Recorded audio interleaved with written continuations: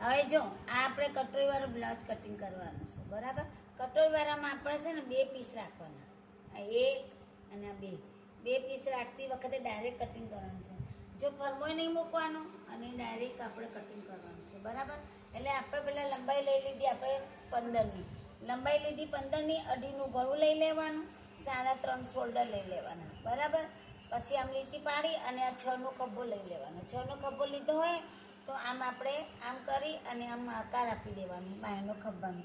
પછી અહીંયાથી જે આ લીટી દોરી ને ત્યાંથી આપણે 10ની છાતી લેવાની છે હે ને.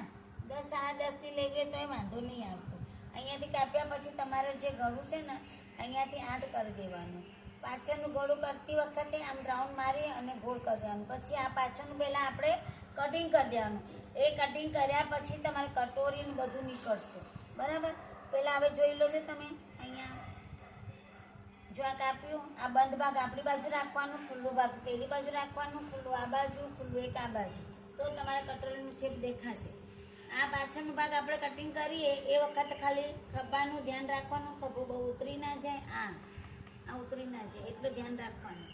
આપણે જેમ આપણે કમરની છાતીનું જે માપ લીધું હોય ને અને પાછળનું ગળું આપણને 8 કર્યું તો તમારે દોરી નાખી હોય, દોરી વગર બનાવવું હોય તો આપણને ગળું કમ્પ્લીટ થઈ જશે. આ પાછળ ભાગ નીકળી ગયું પછી આ કાપડને આપણે ફેરવી દેવાનું, આમ કાપડને ફેરવી દેવાનું તો બંધ ભાગ હોય પેલી બાજુ જતું રહે બરાબર. પછી આ જે ભાગ હોય ને આપણે જે પાછળનો ભાગ હતું ને એ અહીંયા મૂકવાનું. જો અહીંયા મૂકી દીધું આપણે તો અહીંયાથી આ નીચે નીકળે એનું કોઈ લેવા દેવા નહીં, કેમ કે આપણને અહીંથી 6 લેવાના હોય છે. એટલે આ જે નીચે આવે ને એનું કોઈ લેવા દેવા નહીં. ખાલી આપણને માપ લેવાનું છે. આ શોલ્ડરનું લઈ લીધું બારોબાર અને આ આપણે ડાયરેક્ટ ખભાનું લઈ લીધું. ખભાનું લીધા પછી જે આપણે આ સાઈડ ભાગ કહેવાય પછી આને લઈ લેવાનું. આને લીધા પછી અહીંયાથી તમારે ગળાનો ભાગ આવશે. પહેલાં આપણે ગળું કરીએ એના પહેલાં આગળનો ભાગ અહીંયા ઉતારી દેવાનો, ખાડાવાળો ભાગ કહેવામાં આવે બરાબર ને. ખાડાવાળો ભાગ ઉતાર્યા પછી તમારે અહીંયાથી 4નું ગળાનું માપ લઈ લે. આ 4 આવી ગયા કમ્પ્લીટ. પછી જે સાઈડ ભાગ હતું ત્યાંથી 6 લેવાનું. આ 6 લીધા પછી તમારે અહીંયાથી 4.5ની કટોરી કરવાની છે. એટલે પહેલાં સાઈડ ભાગ આપણે દોરી નાખીએ. 4.5નું કર્યું પછી આ જે વળાંક હતું ને જે એ વળાંક ડાયરેક્ટ તમારે અંદર લઈ લેવાનું. એટલે આખું ભાગ પાટ નીકળી ગયું બરાબર. પછી તમારે અહીંયાથી એક આ જે આપણે કર્યું હોય ને આ જે આપણે લીટી દોરી હોય ને એનાથી થોડું 1 ઇંચ નીચે ઉતારવાનું. એનું આપણને અહીંયા બોક્સ બનાવી દેવાનું, એટલે ખાનું બનાવી દેવાનું. એ બનાવ્યા પછી આપણે માપ લેવાનું 4.5. જો 4.5 રેડી આવી ગયું છે પછી આ જે 4 લીધા હતા એના પછી તમારે અહીંયાથી છે ને થોડું આકાર આપી દેવાનું, ઘોડાનો આકાર આમ આકાર આપી દેવાનું. જો આકાર આપી દીધું ને તો જે આ ખાનું બનાવ્યું હતું 4.5નું ને તો નીચે પણ તમે 4.5નું ફરી એક ત્રોસમાં બનાવવાનું. આમ 4.5નું ત્રોસમાં બની ગયું બરાબર. એ બન્યા પછી જે આ અને આ ભાગ હોય ને એ ભાગને 4.5નું પાછું હલાવી દેવાનું. જો આવી ગયું ને કમ્પ્લેટ, આપણે કોઈ નાનું મોટું થયું નહીં. એટલે જે આ લીટી હતી આ ખાનું હતું એ ખાનું આ ખાનાને આપણને અડાડી દેવાનું બરાબર. આ જો કટોરી અને આખું યોગ પાટો નીકળી ગયું અને અહીંયા જે ભાગ વધ્યું એ ભાગમાંથી આપણને યોગ પટ્ટો કાઢવાનો છે. યોગ પટ્ટો કાઢતી વખતે તમારે પહેલાં અહીંયાથી લીટી પાડી દેવાની છે. આપણે કમર પટ્ટો કાઢવો હોય તો કાઢી શકાય અહીંથી. ત્યાંથી પછી અહીંયાથી 3 લઈ લેવાના. આ ભાગ 3 લેવાના કમરની બાજુમાંથી અને અહીંયાથી તેમાંના 4 છે. 10ની છે. એ તો 10ની એટલા માટે લીધી છે કે કમરને આપણે 10 લીધી હોય ને તેમાંથી 9 થાય ને તો પહેલામાં પાછળના ભાગમાં ટક્સ લેવામાં આવશે હે ને. આ પાછળ ભાગ હોય તો આ ટક્સ આવી જાય ને આપણે અહીંયા તો ટક્સમાં દબાય ને ટક્સ બી આપણે દોરી દેવાનું. અહીંથી 4 છોડ્યા, 4 અહીંયાથી પછી અહીંથી 4 બરાબર. પછી તમને ખ્યાલ ના હોય ને તો તમારે શું કરવાનું, યોગ પટ્ટો કેવી રીતે દોરવાનું એ જોઈ લેવાનું. પહેલાં શું કરવાનું, અહીંયાથી માપ લઈ લેવાનું. 10 આવી ગયું એટલે આપણે 10 લીધું. પણ જ્યારે લગાતી વખતે અહીંયા ટક્સ આવશે ને ડાસ આવશે ને તો આ થોડું વધશે તો કાપી દેવાનું.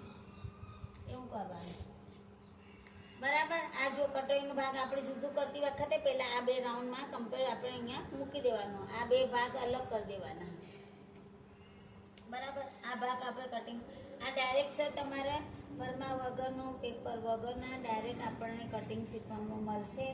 આ એવી રીતે આપણે બહારની છાતીવાળાનું પણ આપણે કટોરીવાળો ભાગ કરી શકીએ છીએ. ખાલી તમારે આ તારે 10ની છાતીવાળો એટલે 10 એટલે 40, 40ની છાતીવાળું અંદર સિલાઈવાળું આવીશું આપણે, બરાબર. એટલે તમારે આ ડાયરેક્ટ માપ લઈને બોડી માપથી આપણે કટિંગ કરીશું બ્લાઉઝનું. જો આપણે એવી રીતે કટિંગ કરવાનું જેથી આમાંથી ગળાપટ્ટી, બટનપટ્ટી બધું નીકળે. હવે આ ભાગ આપણને વધ્યું હોય એમાંથી આખું ડાયરેક્ટ આપણે કમરપટ્ટો નીકળી જાય, એટલે તમારે ક્યાં જવું ના પડે. આ કમરપટ્ટો ડાયરેક્ટ નીકળી ગયું, યોગપટ્ટો નીકળી ગયો. હવે આપણને આ સાઈડ ભાગ વાળો ભાગ કાઢવાનો છે. હવે આમાંથી આપણે બોય કાઢવાની છે.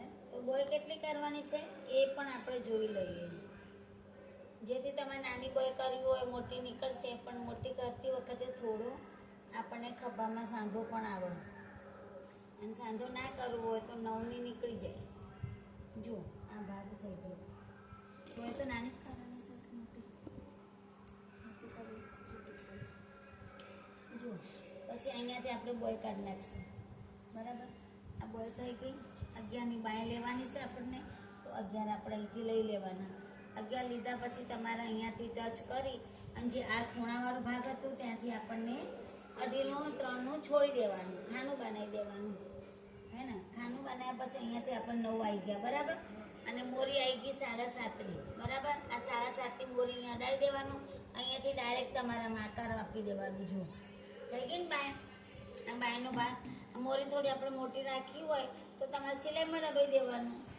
આ 11ની બાય થઈ ગઈ, બાય 10ની થઈ જશે. જો કે તમારે એક પટ્ટી વાળવાની ને આપણે કટોરીનો બ્લાઉઝ છે. કટોરીનો બ્લાઉઝ ડાયરેક્ટ કટિંગ કેવી રીતે કરાય એ તમને આપણે શીખવામાં આવ્યું, બરાબર. હવે આ બોયમાં પણ આપણને આગળનો ખાડાવાળો ભાગ ઉતારવું પડે. અહીંયાથી નહીં તો અહીંયાથી ઉતારી દેવાનું, ગમે તે એક ભાગમાં ઉતારી દેવાનું. જો વિડીયો સારો લાગ્યો હોય તો લાઈક કરજો, સબસ્ક્રાઈબ કરજો અને શેર કરજો. પ્રાર્થના બેન સીવણ ક્લાસીસ.